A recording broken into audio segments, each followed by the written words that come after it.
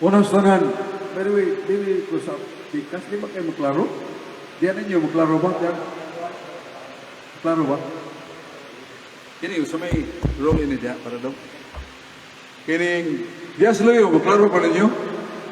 Maklaro dito, klaro kayo kay isas ka mo. Basta kami diri sa, dapit sa waan ninyo, madungog na mo kung di kayo maklaro ang words. Salamat po sa Diyos kay isa sa atong mga series diri. Brad Ernesto in period Agapay, Fatima Dos, Tisa. Atong taga siya pangpakpak si Brad Ernesto Agapay. Kanhi professor sa University of Cebu. Ang iyang role, diya si Brad Adam nagkapambit, mohangyo siya o pambit sa nato as supporting and somewhat informing, no? Makadugang siya pag-support, maka-inform na to, di pa ita. Kay matod pa niya, punong naman siya professorial work. Gusto siya mo alaga na siya. So pagkaan niya, malagmit sa makapambit o mga pagtulungan na importante na mabawon sa niya o makadungog sa taniya, huwag na kayo sa magkatunan. Salamat ko. Martes, sa buntag, nagdakdak ko sa akong sa CR, bugwak ang dugo, lipong ko, yan akong hugaw, akong udyol, waste na ko, blood.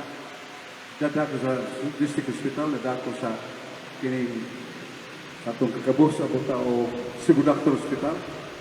Yan na admit ko sa tungang gabi na sa Martes, Merkulis, Jueves, Viernes, Sabado ni Goa ko kalas na ito. O between death and life. Kaya doon ay nagunaw na nga that was heart attack o saka baka nga compression. Niya moto. Pero actually, ang akong sakit na findings doktor sa endoscopy o sa kining ultrasound, grabe, kay ulcer man, dugay na kayo. Yan ang sama, sigaling, guwang dagang dugo, deposito, mo nang pagdaktak na ko, bising to, suka kong dugo, issue ko sa akong delivery sa hugaw na ko, kaya ganun ang puntag, na-brown na normal na color sa akong objule, kaya itong hugaw ko. So, doktor na niyo kaya ko siya, salamat sa mayong imong kidney. Dahil ito tayo picture sa imong kidney antay, pero treatable, matambala.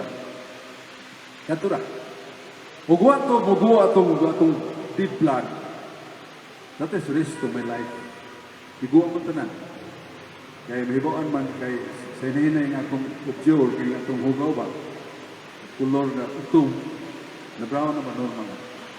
So, pasalamat ko sa Ginoo. Kaya yawa, gusto ko. Nga maparata.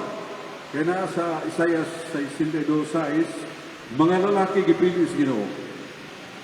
Nga sila, mga tipahinomdom sa pulong ni Yahweh, di sila mapahulay.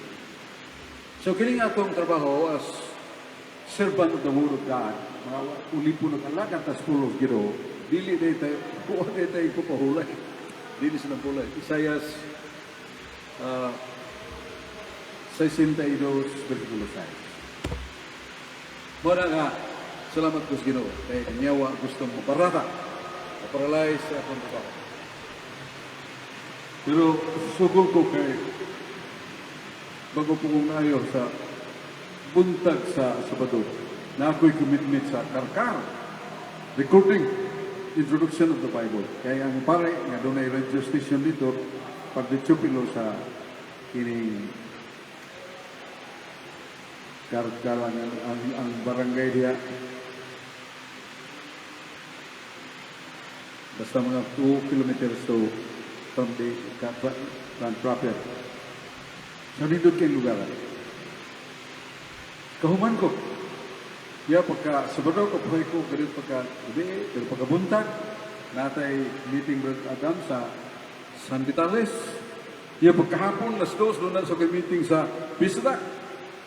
Niya pagkalasay si media, DYHP. Nahimo na ko. Nagunahon ng upan, rogi ni Sok. Rogi ko, pero magkaya na ko. Suko sa kaluyas Milawas. So, ang hinungdan, now, din ninyo may tabo. Sige nang yung gugusal pasar. Ilang kay kapusta dito kapolitik pagkaon. Nagtiro rin mo nga, kinipang passionate kayo sa itong trabaho. Hindi malimot na lang sa schedules pagkaon. Wala nga akong misis nga siya, that alang ni, Skyflix, kad are kutumon ka. So, kapag siya ko, o Pukare Sweet. May inom ba? Para sa atong kinain. Kunya, ang akong gihatag niyo pa sa hunod, malinggo ang mag-yung kadakita na ito doon na tayo kasama. Ngano, ng Iglesia Katolika. Why the true church is called Catholic? Ngano ang motor ng Iglesia ngingan na ito, ngingan ng magkatolika. Ang Iglesia mong instrumento sa Diyos sa kaluwasan. Si San Pablo mingon, kita mo ang instrumento sa Diyos sa kaluwasan ngadto sa kinatugyan sa yuta. Imagine that. What St. Paul expresses the rule of the church. Instrument of salvation even to the ends of the world. Kinatugyan sa yuta. Mingon si San Pablo, nagtinguha ang Diyos ng tanang mga tao maluwas. Ang tao may sakop sa lawas ni Kristo nga maong iyang iglesia. Colosas 3:15. Busa may nungdanon alang sa Diyos, ang iyang pagtukod sa iglesia alang sa kaluwasan. Si San Pablo mingon, kay pagalawason ni Kristo ang iyang lawas nga maong iglesia. Efeso 5:23. Sine qua non. Necessity necessary. Very urgent. The will of Christ that all people, if possible, will join the church, the body of Christ. Because Christ will save the church. Nanay qualification na katong Ignacio Iglesia nga nagkinabuhi. Ang Diyos kay labs di mo kalibutan. Ang Diyos kay labs sa iyang pagkatiman sa mga kabus. Meaning the God Himself, our Lord God, His care is really somewhat ilukup sa ibong kalibutan. Salmos 112. Ang Diyos gitawag og Diyos sa ibong kalibutan. The Lord is called the God of the whole world. Isaiah 55:4. O ang atong Diyos nagtinguha, yang tanan tao maluwas, pinagi sa pag-ilas kamatuoran. Laro ka ni Biblia. Gusto siya maluwas, pinagi ang tao makailas kamatuoran. 1 Timoteo 2:4. O ang iglesia mong haligi ang patukuranan sa kamatuoran. The church is the pillar and foundation of truth. 1 Timoteo 3:15. O gisugo ni Kristo ang tanang mga pinyalan sa iglesia. Panglakaw ka mo sa tibuok kalibutan. O gisangyaw nga akong may balita. Ang mutuog magpapunyag maluwas. San Marcos 16, versikulo 16-17. Bosang iglesia alang sa tibuok kalibutan. Ingon nga Diyos alang sa tibuok kalibutan. So, the comparison that the nature of Christ, God Himself, is really circulating and spreading Himself throughout the world. His nature is universal. His nature is international. His nature is Catholic.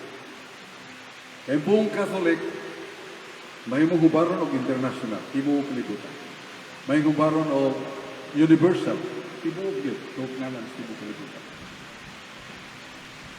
Niya, monang Katolika. Ay Iglesia Katolika.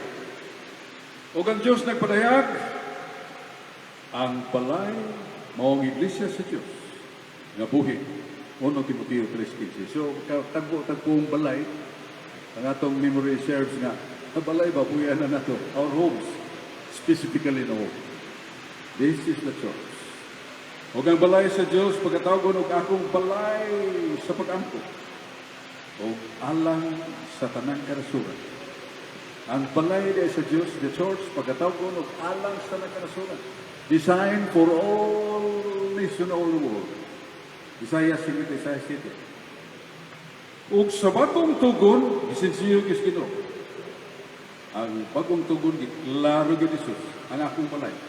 Meaning akong iglesia, pagkanganlan, ug alang sa nagkanasurat. It must be whole, it must be made for all nations. Klaro kayo, Catholic. Ang balay, maong iglesia. Sa bagong tugon, giklaro ni Jesus, ang akong balay, ang akong iglesia, pagkanganlan ug alang sa nagkanasurat. Asa mabasa sa Biblia? Asa mabasa sa Biblia ang Katolika? Ang pulong Katolika gikan sa Griego, Greek Bible, buhat na yung 21. Himenoon, Iglesia Catholic, des Judayas, kay Galilayas, kay Samarias, herinin, ikinin, oiko, udumo, buhat na yung 21. Mabasa niyo ang word Iglesia Catholic. Ang Iglesia noun, ang Catholic verb, adjective. Iglesia na makailangan. Iglesia Catholicos. Kata cruz. Behold, meaning the word Catholicos, Catholic, meaning that is somewhat spreading all over the world. The church at peace throughout all. Catholics, makailapon sa tanan. Catholics, Catholicos,